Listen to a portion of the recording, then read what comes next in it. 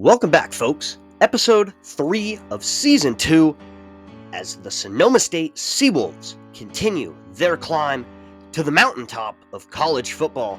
And that journey this week brings us to Stanford to take on the Cardinal in what is a semi-statement opportunity, I would say, because Stanford not necessarily, again, not a Super 2 team is the simplest way to put that.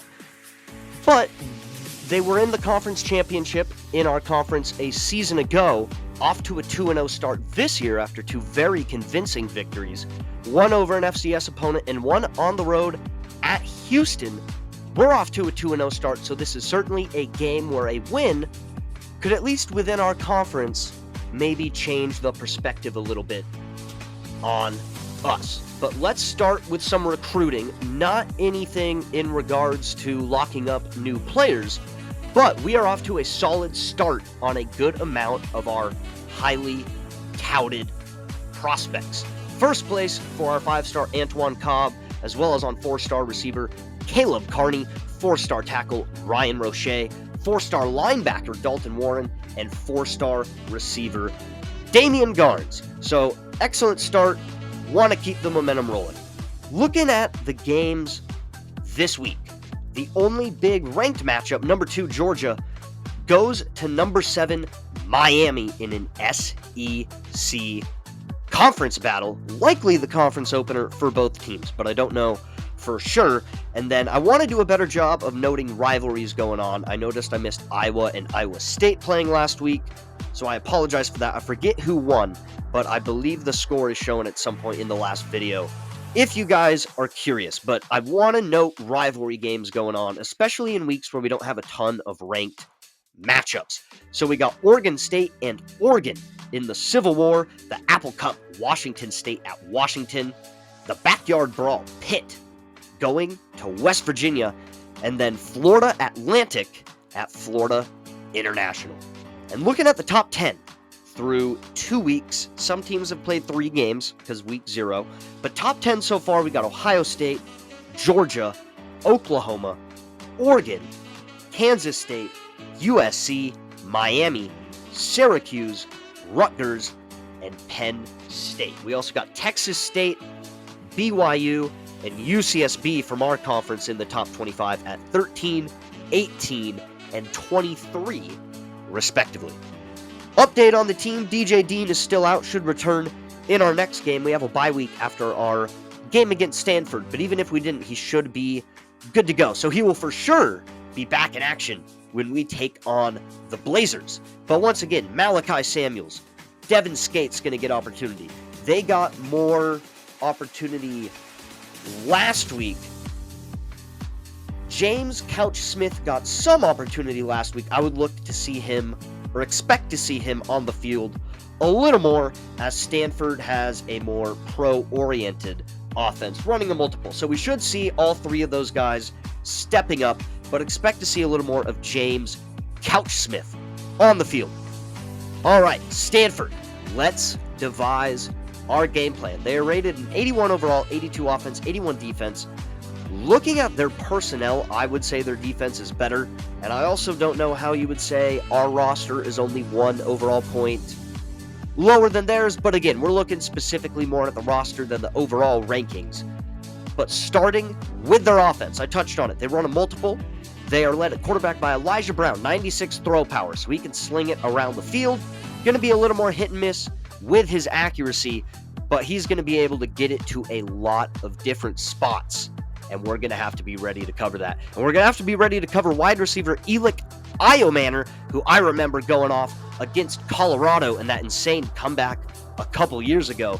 He is a great route runner, great on contested catches. We want to double team and roll our coverage to him as much as possible. And then at tight end, really solid blocker in Benji Blackburn, also a very good safety valve, but the right side of the O-line struggles to run block, and their center, Alan Thomason, is certainly a weakness.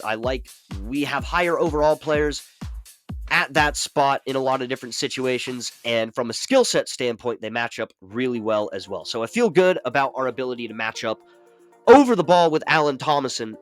Defense, real quick. David Bailey, preseason, second team, All-American, elite pass rusher, but we can't be afraid to challenge him in the run game. I'm not saying he's a liability by any means. He's still probably their best run defender on the defensive line, arguably. Or he's a linebacker, but again, in a 3-4, so he's going to be on the edge of the line of scrimmage most of the time. But again, we need to mix it up in the run game. We don't need to strictly go away from him when we run it. Let's keep it more honest. Again, not saying he's a liability, but let's not shy away from mixing in some runs that way so we can keep their defense a little more honest.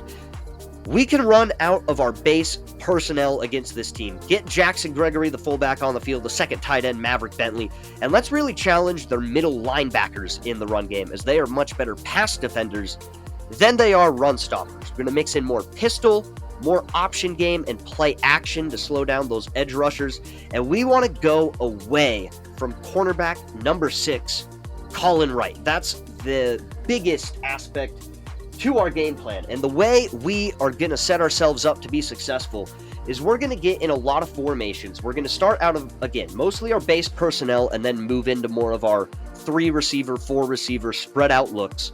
But we're going to start a lot more on our base personnel. We want to get our tight end on one side and all of our receivers on another, and based on where number 6 Colin Wright lines up, that will heavily dictate what we do. So if he is on the tight end side, that's going to be a heavy indicator of zone coverage, because as a corner, in man coverage, you're going to match up against a receiver. That's why typically teams match their number of corners on the field to the number of receivers. Again, plenty of variables to change that, but that is the primary school of thinking.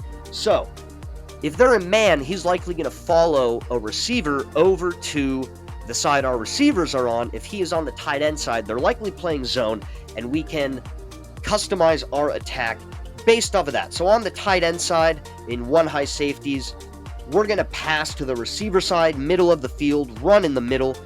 If they go 2 high safeties and he's on the tight end side, we're going to run a lot to the receiver side and the middle and run some bootlegs to the receiver side of the field.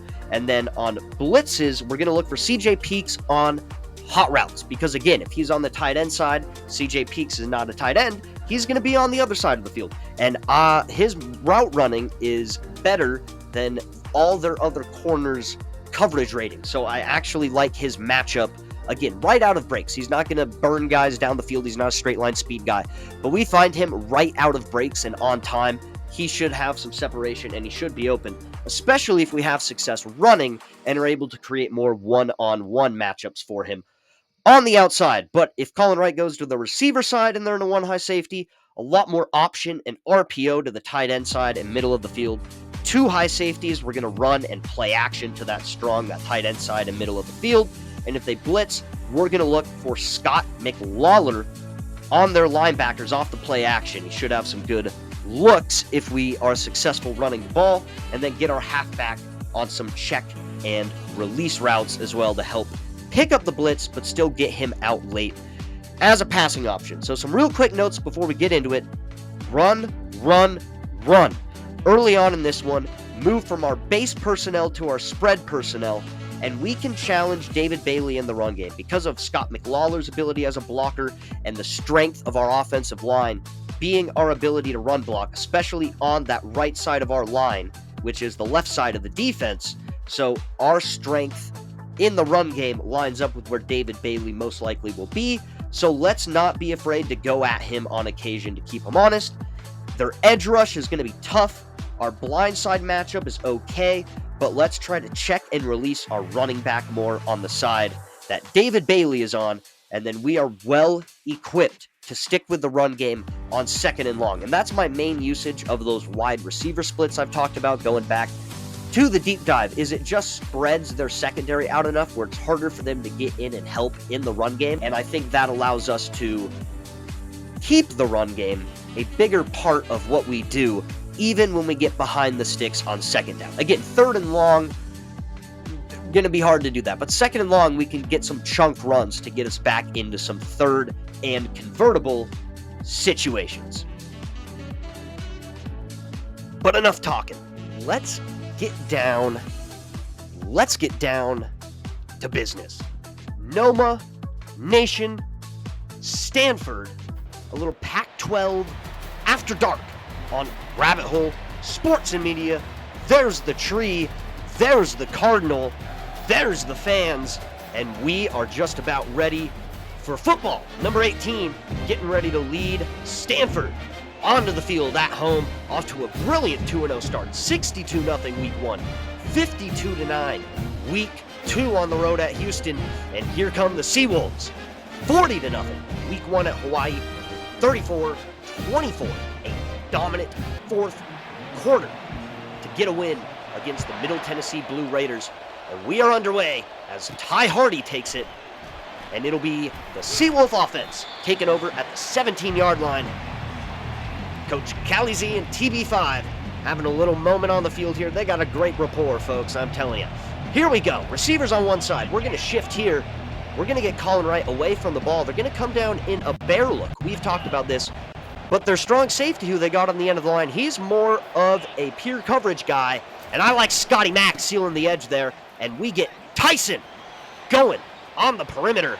Number 7 all the way to the 38-yard line. And a chunk play early. And you see it again. Tight end on one side, receivers on the other. When you have it on the hash there and have your receivers on the smaller side of the field, we call that formation into boundary. And I think that gives us a chance to get some better opportunities around the edge if they overcommit to that receiver side. But we look over the middle here. We have Spencer Strickland wide open on the corner, and we miss it, but just out of the reach. And it is not a 3-and-out. We got one first down. But a punt from Matthew York to start this game. It's going to hit down inside the 5 and go out at the 13-yard line. Special teams highlights are encouraged at Rabbit Hole Sports and Media. And here is Elijah Brown and company to open it for the Stanford offense, and a missed throw with pressure getting in his face off the bat. On the ground on 2nd and 10, and around the corner goes number 33, getting to the perimeter to set up a 3rd and short on the Cardinals' opening drive and getting behind the second level of the defense for a first down. First chunk play of the game for Stanford, and here they're going to go much shorter on a 3rd and 1 to the outside and get a first down. That is Benji Blackburn, the tight end. Great blocker, great underneath. If he gets his hands on it, it's going to be tough to get it loose, so we really got to lock him up if we want to keep him from getting the ball. Again, shouldn't be a huge threat vertically, but underneath going to be huge, and a nice job there by Nico Solomon coming in to break it up. 3rd down and 1. Second 3rd down of this Stanford opening drive. A much better contest from us, but a successful conversion, and the march goes on. Shifting our line, shifting our linebackers, getting outside the pocket, and Elijah Brown getting rid of the football right there, saving himself from a sack. 2nd and 10, getting across my face. That's the worst thing you can have as a defensive back, allowing the receiver to cross your face. We let it happen there, and it leads to a 1st and goal, and it is a touchdown. Cardinal, fire the train, spin the tree, spin the top. Stanford, opening drive, touchdown, midway through the first quarter. 7-0 Cardinal, and it is that edge pressure getting home. That time on a screen, but we still kind of went to block him and then failed. And another early 3rd down for Terron Barnes and this Sonoma State offense. And I don't know what kept me or made me shy about throwing to the corner route, but we take off and convert the first down. Nonetheless, looking to get on the scoreboard and on the counter here. Already hit him once with a nice power play. This time we get in the gun and run some counter, and it is a first down Seawolves. Once again, receivers on the left, tight end on the right, and CJ Peaks, or Javon Moore, actually, apologies, is going to get right into that opening in the zone right there, and that's what I'm talking about. If we can get the right looks, we're going to find some opportunities to throw the football. Get a motion out, Scott McLawler here, run a little read option. He cleans out his man, and Terron Barnes has plenty of running room before Wright chases him out at the 17-yard line, and the Seawolves, nomination, are in the red zone for the first time today, and it is Tyson, patient, slowly working his way through there. Off some play action, great sell, CJ Peaks, touchdown, Seawolves. What did we say? 1-on-1 against anyone but Colin Wright, We like the opportunity, and that curl route there essentially operates very similar to a back shoulder fade, and we see the replay here. Isolated, look at when we're ready to throw. Looks like he's going deep. Nope. Right on him. Right on time. When separation has been maximized, that's what we need to do. On time, on target, and in the end zone. And Deshaun Weeks is on time with the block shed and the run stuff. We have a 3rd and 3, and that is Benji Blackburn doing what he does underneath for Stanford. Such a nice bit of, I don't know what you would call it, anxiety relief as a quarterback. Just gets you settled knowing you have a guy that can work underneath and is consistently going to be open. And Stanford marching once again as we nearly end the first quarter. This will be the last play. And Deshaun Weeks, we talked about how much we like that matchup in the interior against their center. He's made a couple of really nice plays in the run game, shedding blocks over the ball. And a 3rd down to open this second quarter. And once again, got across our face there.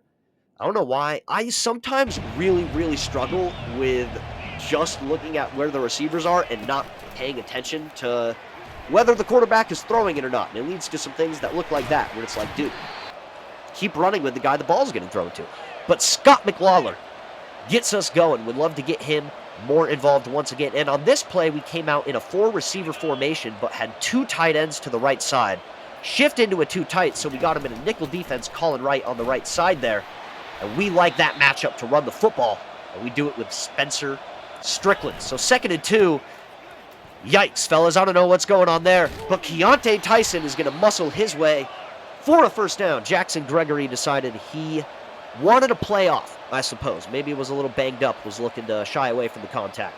But here, overload, play action. McLawler essentially lined up as left tackle is eligible, and shades to last week as Barnes out of rhythm and misses the throw. And by Barnes, we really mean me. We all know that. Here we go. We hit them with the Y throwback. We hit Hawaii with the Y throwback, sorry. In week 1, we're not going to go to McLawler. We're going to leave Javon Moore on the zig, and he is going to take it for a nice chunk play. 1st down, red zone fringe just about, and this time we're going to be right on target with the out route. Nice job by Barnes right there, getting into the option, once again motioning out McLawler here. Run this option. Once again, he puts him on the ground, and Keontae Tyson is going to take it to the end zone. And I've slowly started to realize that when you motion out the tight ends, especially on plays where a linebacker is going to go out with them, because that linebacker typically has a run responsibility, they kind of move their way inside, and it actually seems to set up the blocking much better. But maybe that's just a Scott McLawler ratings thing. I am not sure, but right back to work. Stanford, Elijah Brown putting it in there. We said he could sling it, and he's showing off the arm there, but nice coverage. That time over the middle. We are also going to get an offensive pass interference. I didn't quite catch where that came from, but we will take that for a 2nd and 18. We could have had a 3rd and 8. 2nd and 18 you think would be better, but right here, Elick Iomanner, who we talked about, is going to find some space in front of Noah Collins in the zone. And Stanford ends up with a 3rd and 2. So, looking back, should have declined the penalty. Oh well. 3rd and 2, on the ground. Deshaun Weeks continues to do what we thought he could do coming into this game. That's really dominate the inside over Allen Thomason at center. And DeMarvin Holland on the return. We don't get too many punt returns on here, and you probably see why. I am not the greatest at them. But a little bit of chunk right there, and we have a chance to get a 2-score lead. But what do we say? Stay away from number 6, Colin Wright, the playmaker, with a pick, takes it back into Stanford, into SSU territory. Sorry, everyone. Getting so excited, I forget how to think. But Terron Barnes, first interception of the season, and it is number 6 making the play. Something we didn't want to see too much of, but the overthrow right there gives him the opportunity and another chance for Stanford to get level in this first half. They had that great opening drive touchdown. Have stalled out the last couple of times as we get later into this first half around the 4-minute mark.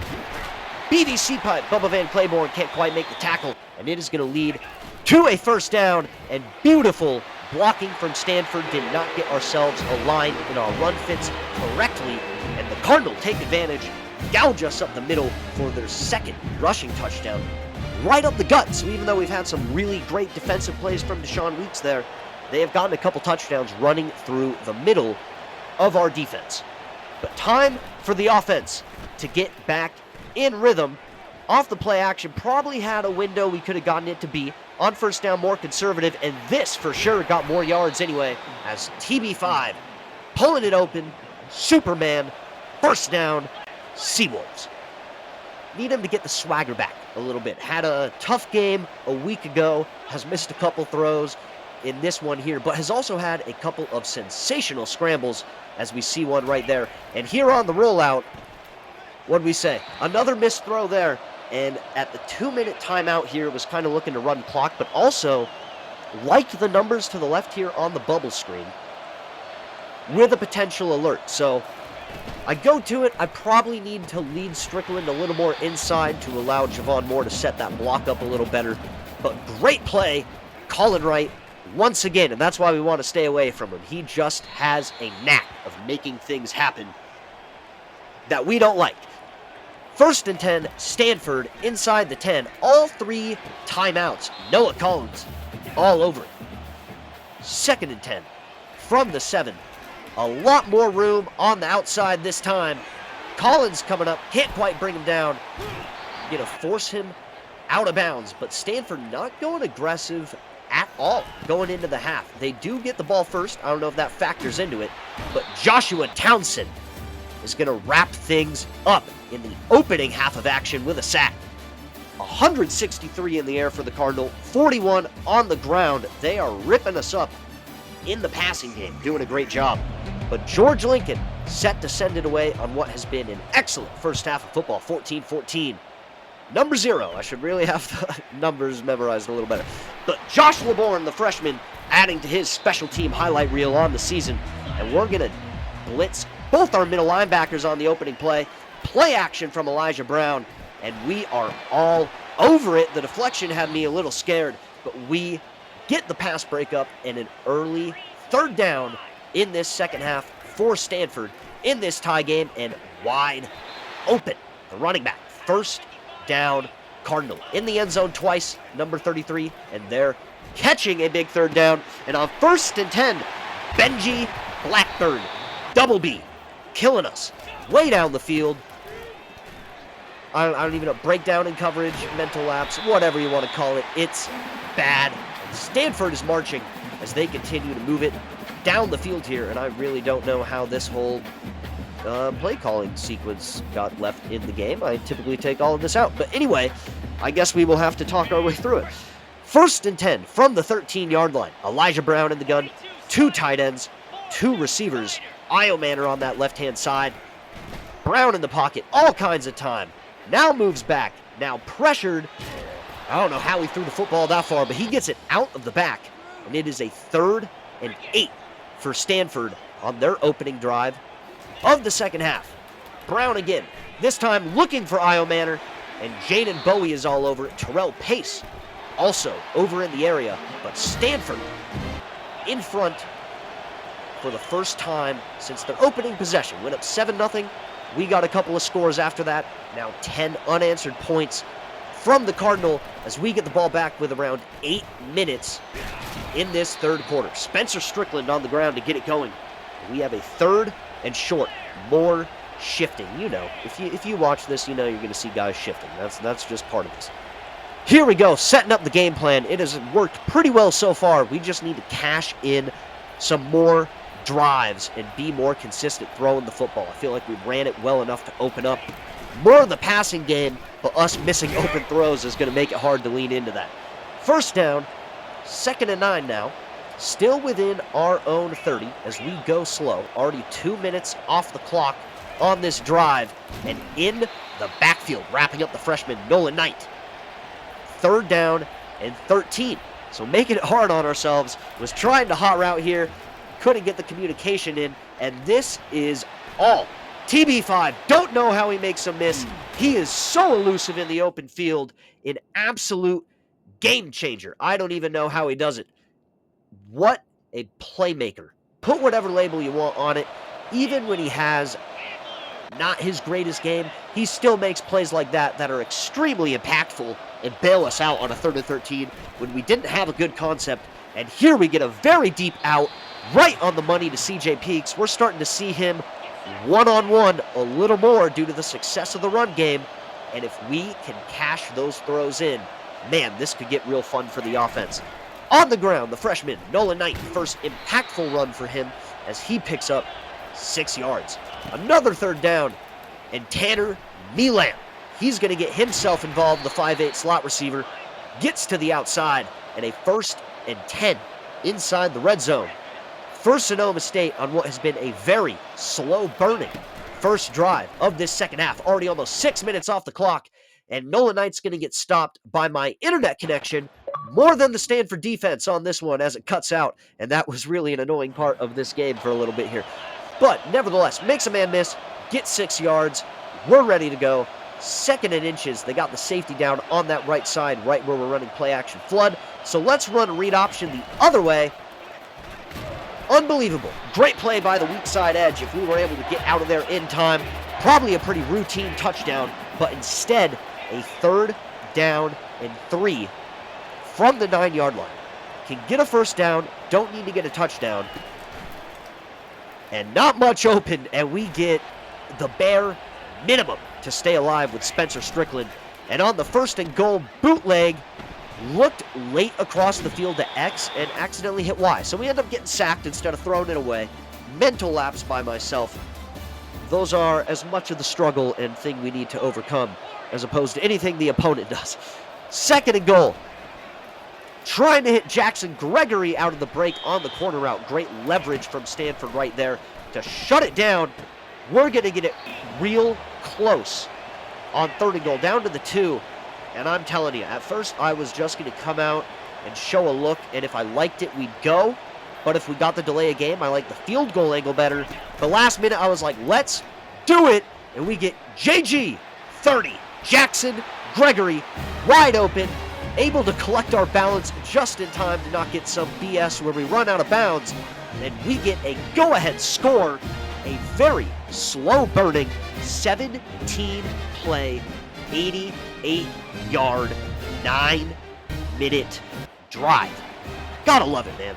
Gotta love it. In the trenches, taking our time. We can go quick. We can go slow. Doesn't matter to us. What the heck happened there at the end of that play? Nice play by Treyon Bell. But the returner somehow sprung himself forward for an additional 5 yards or so. So, interesting. 1st and 10. 38-yard line. Elijah Brown off the play fake. Josh LeBourne gets back in time to break it up. Luckily, that route was breaking right into where I had overplayed. That's what allowed us to cover that route. No one is covering that route. Wide open. 2nd time that's really happened on a corner route. Any of those zone blitzing cover 3s, corner routes from the number 3 receiver are very brutal. Not guarded too much. They're off the stunt. Alexander Valentine getting home, his 3rd sack of the season. He had a pair of them in the season opener at Hawaii. On the road here, gets another one. A road warrior, I guess, as a pass rusher. It is looking like 3rd down and 12. No one getting home. And behind the 2nd level of the defense, again, is Benji Blackburn. And I said we weren't overly concerned about him getting open deep. But if no one's going to cover him, it doesn't matter what his skill set is. And if we're not going to be physical in the trenches on defense, we're going to give up a lot of scores around the goal line. 24-21. Cardinal, 6:42 to go in the 4th quarter. Ty Hardy takes it out. And this offense, just its 2nd time touching the ball in this 2nd half. Hard to believe. But here we go. TB5 and company. More shifting. Knight and Strickland in the backfield. 3 receivers out wide. The slot guy, Milam, in motion. He's got Colin Wright lined up opposite from him. Going on the ground with Nolan Knight. Stuffed up. So Stanford adjusting very well to that run game. And that opens up the pass. But here, Keontae Tyson defends us more than anything else. I appreciate the effort trying to get over a pass pro, but if you can outrun into the quarterback as we throw the football, that would be a huge benefit for us. 3rd and 20, more miscommunication, nearly a delay of game, not looking good. Up in the pocket, Barnes finds CJ Peaks down the field, makes a man miss, and a huge 3rd and long conversion centered around the legs and improvisation of TB5. He is special. Way different from Tom Brady. Very different. Tom Brady would not be doing that. Well, maybe the step up and deliver, but not that 3rd and 13. There, CJ Peaks, again, isolated, in time, in rhythm, 1st down. He is really breaking out and having a big game, and Keontae Tyson is breaking out with the spin move to take us deeper into Stanford territory, and another 3rd down here, and he has become the main man in this one. Number 18, CJ Peaks, 1st down, Seawolves, inside 3 minutes in the 4th. Pressure getting home, nearly picked by the defensive lineman, and we are still alive. Keeper on the read option, Barnes outside, taken down inside the 10, and down 3.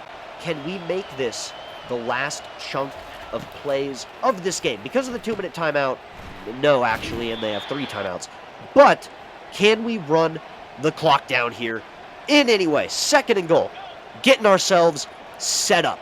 Wheel, cross, in route, on time, Peaks in front of 21, touchdown, Sonoma State, and a late 4th quarter lead change in what has been a thrilling battle in some Pac-12 after dark action. Number 5 to number 18 has been on display throughout this 2nd half, and you see right as the DB turns his back is when we let that go. Peaks jumps in front of him, gets the catch.